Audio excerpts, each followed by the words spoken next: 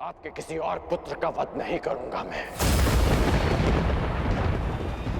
वचन देता हूं मैं। पुत्र। अब जाइए राजमाता, गंगा में त्यागे गए इस राधे के पास अब आपको देने के लिए कुछ और शेष नहीं है।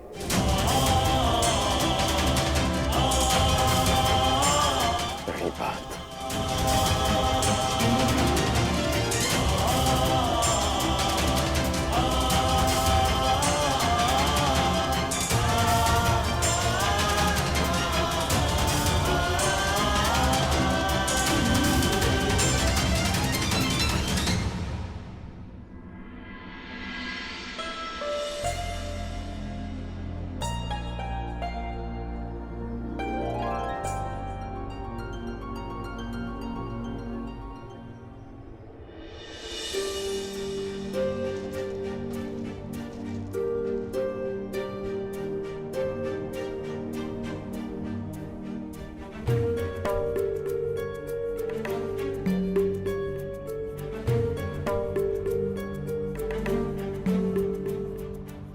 सत्य कल्पना से अधिक सुंदर भी हो सकता है और अधिक कष्टकारी भी।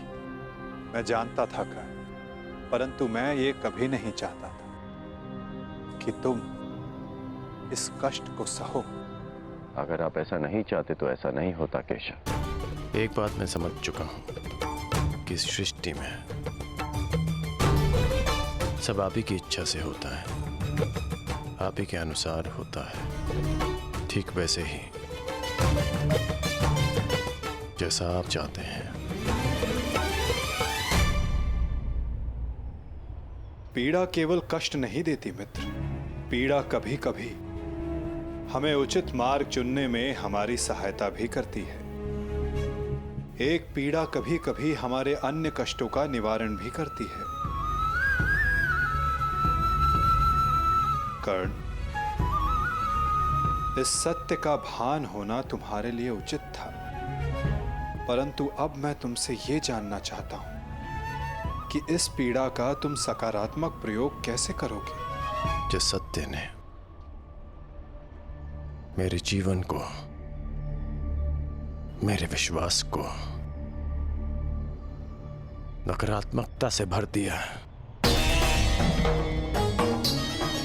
उसमें क्या सकारात्मकता केशव? उसमें क्या भलाई दिख रही है आपको? क्यों? क्या ये उचित नहीं कि अब तुम स्वयं को सूद समझने की पीड़ा से मुक्त हो गए हो? कि तुम्हें अब अपना वंश क्या, कि अब तुम पूरे मन से, पूरे अधिकार से किसी भी क्षत्रिय के समक्ष जाकर अपना अधिकार मांग सकते हो? क्या ये उचित नहीं कर कि अब तुम्हें ज्ञात हो गया है कि मैं क्यों तुम्हें पांडवों के पक्ष में आने के लिए सुझाव देता रहा?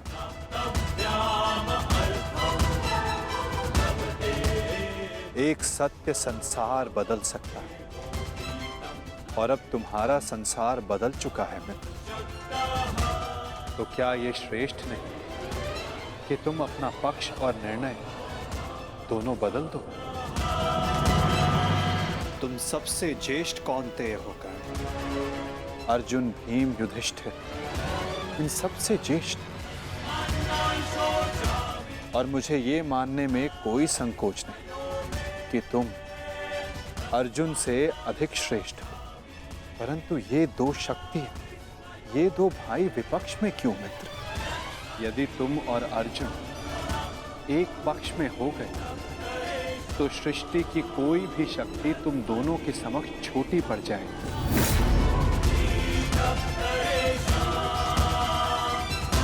तुम्हें और अर्जुन को मेरी, वासुदेव तक की आवश्यकता नहीं पड़ेगी मित्र। युधिष्ठिर तुम्हारा अनुज होगा और बाकी शेष पांडव भी। तनिक सोचो, जो परिवर्तन तुम अंगराज बनकर ना ला सके, वो परिवर्तन तुम हस्तिनापुर के सम्राट बनकर ला पाओ। सूर्यपुत्र कौन्तेय सम्राट कर्ण, जो संसार को एक प्रकाशमान युग की ओर ले जा सकता है।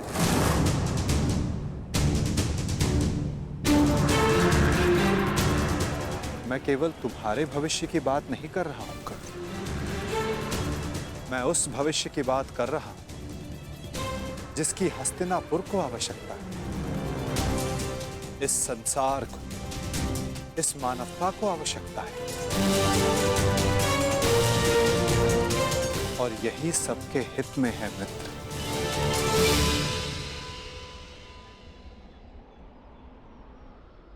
ठीक है, एक बार मैं आपकी बात मान भी लूं, हस्तिनापुर का सिंहासन जीत भी लूं, परंतु क्या मैं प्रजा के मन में सम्मान जीत पाऊंगा? नहीं।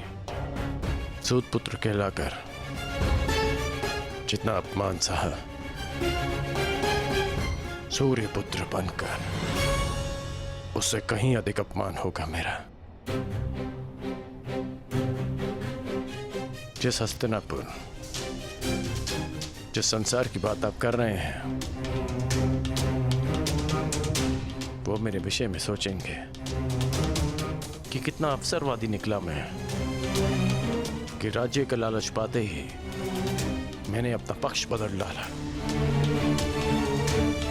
मनुष्य का पक्ष, उसका विश्वास, उसका ईश्वर होता है।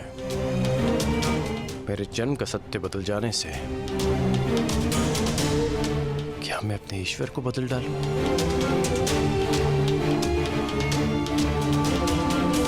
और अर्जुन, क्या ये उस महान धनुर्धारी का अपमान नहीं होगा? और युधिष्ठिर, जिसने 13 वर्ष वन में काटे, क्या ये उसके अधिकार का हनन नहीं होगा? और दुर्योधन का क्या? दुर्योधन की मित्रता ने वट वृक्ष बनकर मुझे संसार के ताप से बचाया, मुझे छाया दी, और जो वृक्ष छाया देता है उसे काटा नहीं जाता, उसकी रक्षा की जाती है। धिक्कार होगी मुझ पर यदि ऐसा विचार मेरे मन में भी आया।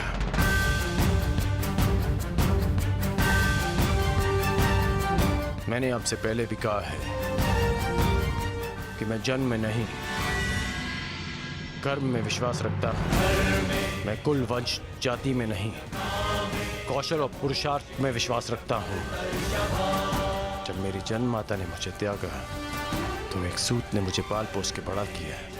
जब कुल और वंश ने मुझे फेंक दिया तब मेरे कौशल ने मुझे उभारा। जब मेरे संबंधियों ने मुझे पहचानने से अस्वीकार कर दिया तब दुर्योधन की मित्रता ने मुझे संभाला। सच कहूं तो आज मैं पहले से भी कहीं अधिक दुर्योधन का ऋणी हो गया हूं। और आप कह रहे हैं कि मैं अपना पक्ष बदल लूं?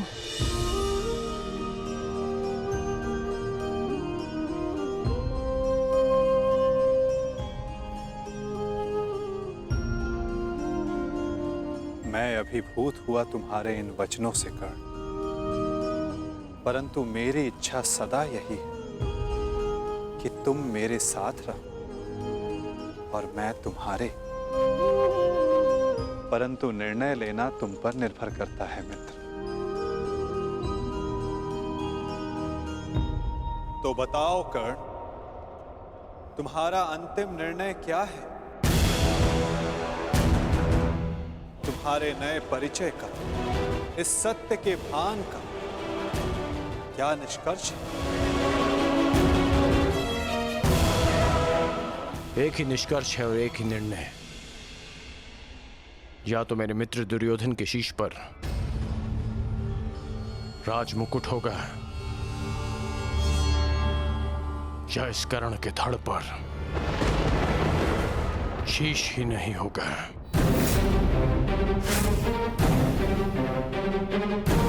इसके अतिरिक्त और कुछ संभव नहीं है केशव।